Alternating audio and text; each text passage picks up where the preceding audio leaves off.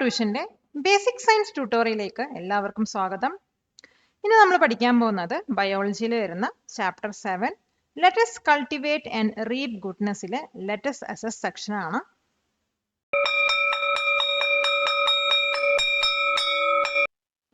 Question: Arrange the information given in boxes A and B in the table suitably.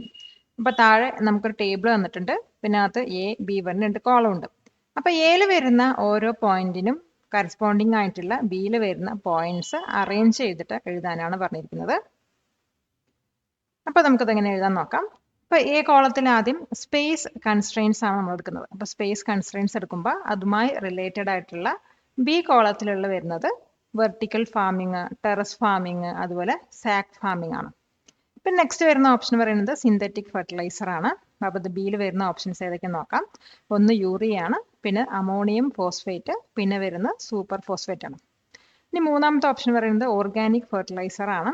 അപ്പോൾ organic ഫെർട്ടിലൈസറിന് related ആയിട്ടുള്ള B സെക്ഷനിലെ points ഏതൊക്കെയെന്ന് നോക്കാം.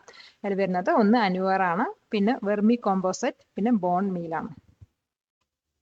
Question: Satish has 15 cents of homestead land and 30 cents of paddy field. He says that paddy cultivation is not profitable.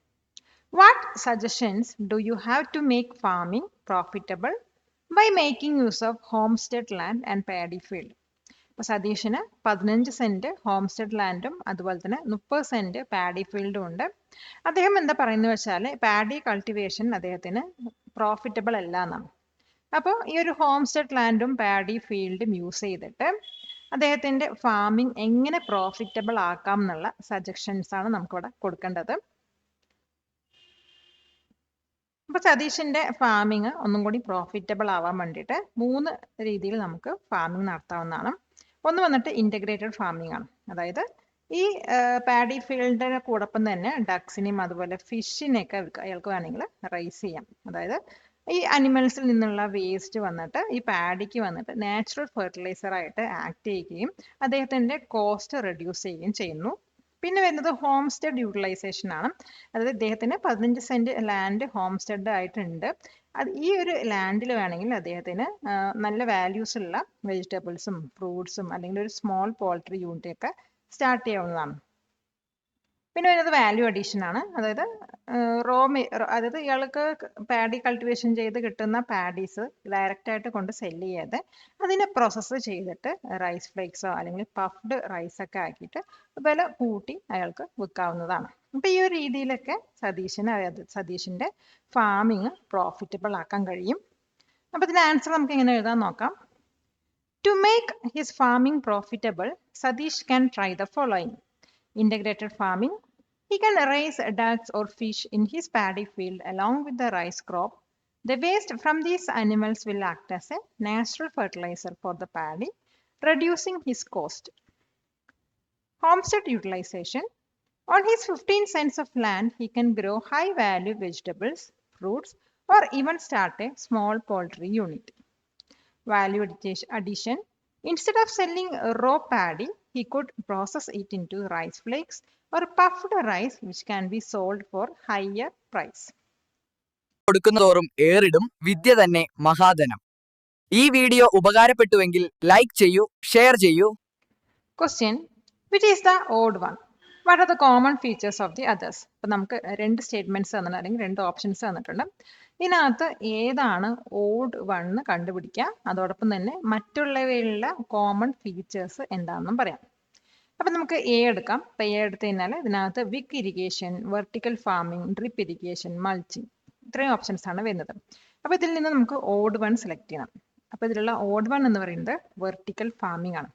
അപ്പോൾ മറ്റുള്ളവ, അതായത് വിക്ക് ഇറിഗേഷനും drip irrigation, mulching, ഇവയൊക്കെ വന്നിട്ട് പ്ലാന്റ്സിന് വേണ്ടിയിട്ടുള്ള വാട്ടർ എങ്ങനെ കൺസർവ് ചെയ്ത് വെക്കാം അല്ലെങ്കിൽ എഫിഷ്യൻ്റ് ആയിട്ട് എങ്ങനെ യൂസ് ചെയ്യാം എന്നുള്ള മെത്തേഡ്സുകളാണ്.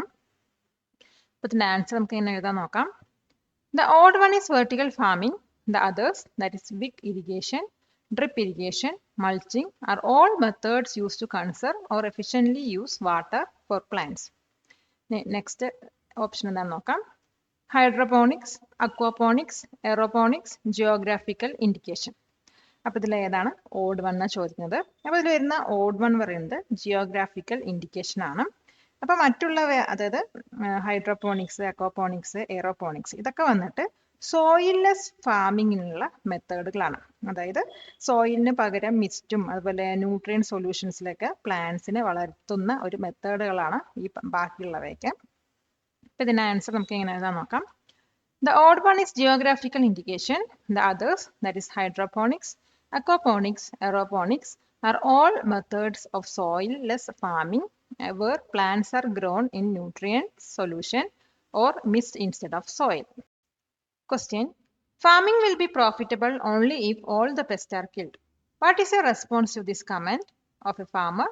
How can effective pest control be implemented? ഒരു ഫാമർ പറഞ്ഞതാണ് പെസ്റ്റുകളിനെ എല്ലാം കൊന്നാൽ മാത്രമേ ഫാമിങ് പ്രോഫിറ്റബിൾ ആവുകയുള്ളൂ എന്ന്. അപ്പോൾ ഈ ഒരു ഫാമറിന്റെ കമന്റിനോട് നിങ്ങളുടെ റെസ്പോൺസ് എന്താണ്? അതോടൊപ്പം തന്നെ ഒരു എഫക്റ്റീവ് ആയിട്ടുള്ള പെസ്റ്റ് കൺട്രോൾ നമുക്ക് എങ്ങനെ ഇംപ്ലിമെന്റ് ചെയ്യാം എന്നാണ്. അപ്പൊ ഫാമർ പറഞ്ഞ ഈ ഒരു ഐഡിയ പറയുന്നത് ഇൻകറക്റ്റ് ആണ്. അതായത് നമ്മൾ എല്ലാ പെസ്റ്റുകളിനെയും കൊന്നു കഴിഞ്ഞാൽ അത് എൻവിറോൺമെന്റിനെ എഫക്റ്റ് ചെയ്യും. അത് മാത്രമല്ല ഇത് വന്നിട്ട് നമ്മുടെ ഫ്രണ്ട്ലി ആയിട്ടുള്ള ഇൻസെക്ട്സിനെ കൂടി ഡിസ്ട്രോയ് ചെയ്യും. അതായത് നമ്മുടെ പോളിനേഷനും അതുപോലെ തന്നെ ഹാംഫുൾ പെസ്റ്റുകളിനൊക്കെ കൊല്ലാൻ യൂസ് ചെയ്യുന്ന ഫ്രണ്ട്ലി ഇൻസെക്ട്സ് ഒക്കെ ഇതിലൂടെ ഡിസ്ട്രോയ് ആവുകയാണ് ചെയ്യുന്നത്. അപ്പോൾ ഒരു ഹെൽത്തി ക്രോപ്സിന് ഒരു ബാലൻസ്ഡ് ആയിട്ടുള്ള എക്കോസിസ്റ്റം വളരെ ഇമ്പോർട്ടൻ്റ് ആണ്. പിന്നെ നമുക്ക് യൂസ് ചെയ്യാൻ പറ്റുന്ന എഫക്റ്റീവ് ആയിട്ടുള്ള പെസ്റ്റ് കൺട്രോൾ എന്ന് പറയുന്നത് ഇൻ്റഗ്രേറ്റഡ് പെസ്റ്റ് മാനേജ്മെന്റ് ആണ്. അപ്പോൾ ഇതിനകത്ത് ഒരു മെക്കാനിക്കൽ മെത്തേഡാണ് യൂസ് ചെയ്യുന്നത്. അതായത് ട്രാപ്പ്, അതുപോലെ പെസ്റ്റ് റെസിസ്റ്റൻറ്റ് സീഡ്സ് ഒക്കെ യൂസ് ചെയ്യുന്നൊരു മെത്തേഡാണ് ഇതിനകത്ത് യൂസ് ചെയ്യുന്നത്.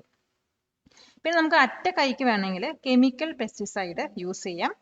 പക്ഷേ അത് കറക്റ്റ് ക്വാണ്ടിറ്റിയിൽ വേണം യൂസ് ചെയ്യാൻ. അപ്പോൾ ഇതിൻ്റെ ആൻസർ നമുക്ക് എങ്ങനെ എഴുതാൻ നോക്കാം. This idea is not correct.